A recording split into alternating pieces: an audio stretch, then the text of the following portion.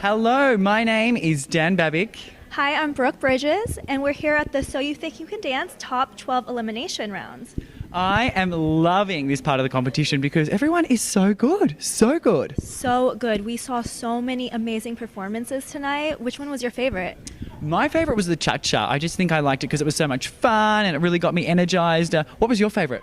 That one was so spicy. I loved the emotional dance that we saw from Bo and his partner. It just gave me chills. Well, we're very excited to talk to all of the stars tonight here on the carpet, so you don't want to miss all of our amazing interviews. Yeah, so stay tuned. Stay tuned. All right, I'm here with Twitch, one of the judges from So You Thinking a Dance. First of all, I gotta just say your outfit is fire. Thank you very much. I appreciate it. Shout out to Pooja, my stylist. Boom. I've always wanted to say that. Listen, that seems kind of like a thing to say, but yo, Pooja, you the truth, bro. Thank you. My first question is, what is the dynamic between you, JoJo, and our newest judge, Leah? I think that honestly the dynamic is like our respect level for each other as artists, and what we have to and what we have to offer is unique perspectives. You know what I mean? Because here's the thing: even though that Leah is on the panel and she does not have a background in dance, she is an artist. She knows how to speak to what moves her in performances, and if there's something that's missing, she can give you tips and further you along in your storytelling.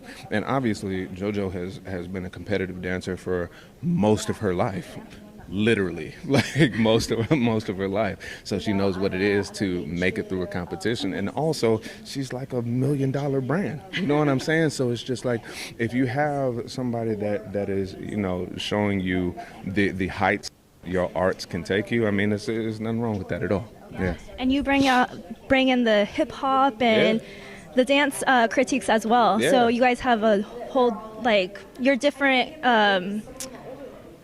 backgrounds Absolutely. equal one masterpiece. Absolutely. And the thing is with that is like, even though we obviously we are the talking heads after the dance, everything that we're saying is for the betterment of the dancer standing on stage, not just for this show, but then also moving on past the show too.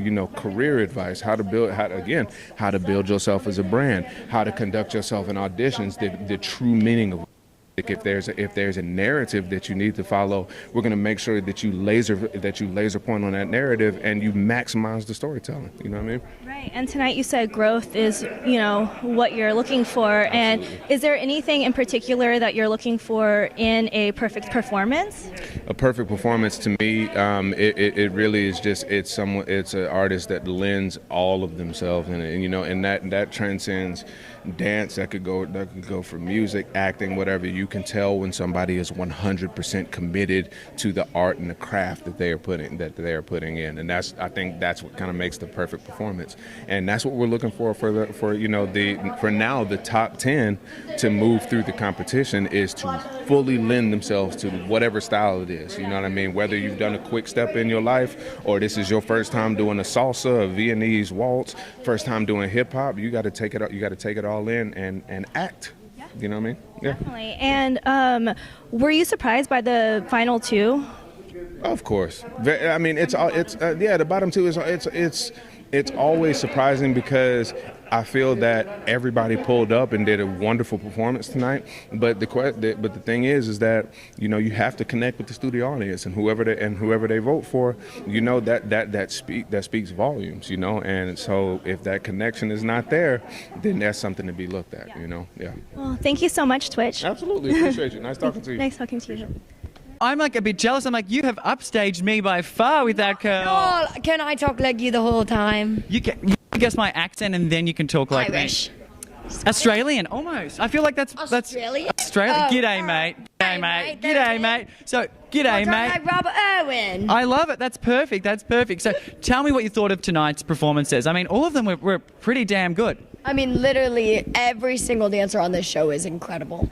The talent, even from the auditions, has just been mind-blowing. And, tonight saying goodbye to two of them was just heart-wrenching, but it's what we're here for. And, it's really incredible to watch their journeys. Because the audience doesn't see what happens behind the stage. So was it kind of a unanimous thing? I know the saving was, but how with the elimination? How did that go? No. It was not unanimous at all. For one of the people that we saved, it was. But then for the other, it was not. And that's tough. I'll say I was the one who was outvoted. And it's tough, but at the same time, it's like, it's okay. There's 3 judges for a reason. And at the end of the day, you know, we have to focus on the 10 that are remaining. Yes. And what advice do you have for people out there that want to pursue a dance career? Because, I mean, you've taken it to as big as it can get. What advice do you have for those people? Send it. Send it. That's awful advice. I should try that again. No, the thing is about dance is it's really hard. Right. And I think a lot of people underestimate it because it's one of those things, one of those jobs, one of those skills that if you're good at it, it's because you make it look easy. So never underestimate how hard it is, how hard a dancer works, how strong a dancer is. But if you put in the time, you put in the effort, you work at it every day, that's in my position to tell you, you can do it. Oh, wow. And you probably can't answer this fully because, I mean, it might be a bit naughty, but do you have favorites? Because, you know, we all have favorites as an audience member. Like, do you have a secret favorite? But, you know, you don't have to say their name, but do you have favorites? I mean, listen, I don't have, like, this is my favorite. Right. I do have people that I feel really strongly about, that I love their story. I love what they bring to the stage. I love their effort that they're putting into this. I love their emotionalnessisms that they put into this. But I'm not like, this person is my one. Well, I mean, they're also talented. So talented. So just before we do go, it's Pride Month at the moment. So how is it for you being out and proud as a judge on Fox, So You Think You Can Dance? What does that mean to you? You know, it's crazy. I was talking to Brian Friedman about it actually earlier, and it is just so amazing that, like, this is the era of the world that we're in right now. Like, you got me on this show who's clearly as gay as it gets. And gayer as it gets right next to you. I mean, it's gay and gayer. On the female side, I'm about as far gay as you can go. But then also competing on the show. You know, we have Bo, who is so out and proud of who he is and being a dancer and being proud of himself. And it's really cool to watch that. You know, I don't know if 10 years ago this would have been a thing, but tonight we did a Pride opening number. It's just incredible. It's amazing. Well, thank you so much for everything that you do, not only to the dance world, but also to people out there who feel like they don't matter or that they can't be who they are because, I mean, you're proving that it's okay to be who you are. So thank you so much. Thank you so much. Thank you. I love you, my little curl buddy. Curl buddy. You are so much yourself all of the time. Yeah. How did you get to that place of being unapologetically yourself all of the time?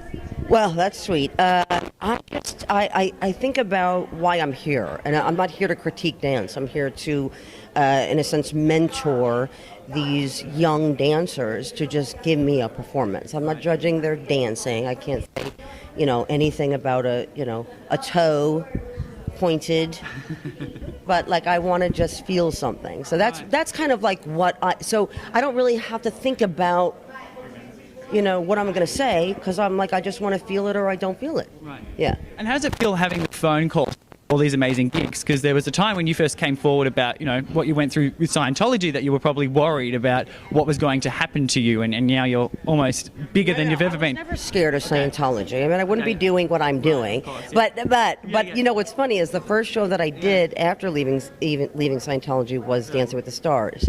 So this dance world has a very special place in my heart because everybody on Dancing with the Stars embraced me. I'm still really close with Cheryl. We go on vacations with our families together. Wow. Max and Val are at my house every day with Jenna and Peta, and they're at my pool, you know, every weekend. You know, so like they have and we have maintained these friendships. Same with Tony Dovolani and his wife Lena. And we're just, you know, that was a special time for me, and it also gave me back the gift of dance because I wasn't able to dance as a kid. My mother got us into a cult, and you know, I built a dance studio in my house after Dancing with the Stars. I dance every day in it, and I love it, and I love dancers, and I love this show, and I'm just happy to be here. So yeah. And you kind of have a new fan base. because our main fan base is game shows. That's all of our fans love that, and they're obsessed with you because you're in that world now. It's kind of started with Dancing with the Stars, and now you're this game show woman. How's that interacting with this new fan base? I love it. It's amazing. Like I had, we're going into the third season of People Puzzler. I was nominated for a Daytime Emmy for it. And, this, because I love dance. And, that's actually what Val said to me the other day when he called me. He was like, congrats, babe, you manifested this. Because Val knows I've been trying to sell a dance show. Like, I want to do it. Like, I don't want to be in it. I want to produce a dance show. And he was like, you manifested this, babe. Like, and it's true. It's like, I love it. Yeah. Well, thank you so much. Manifestation works.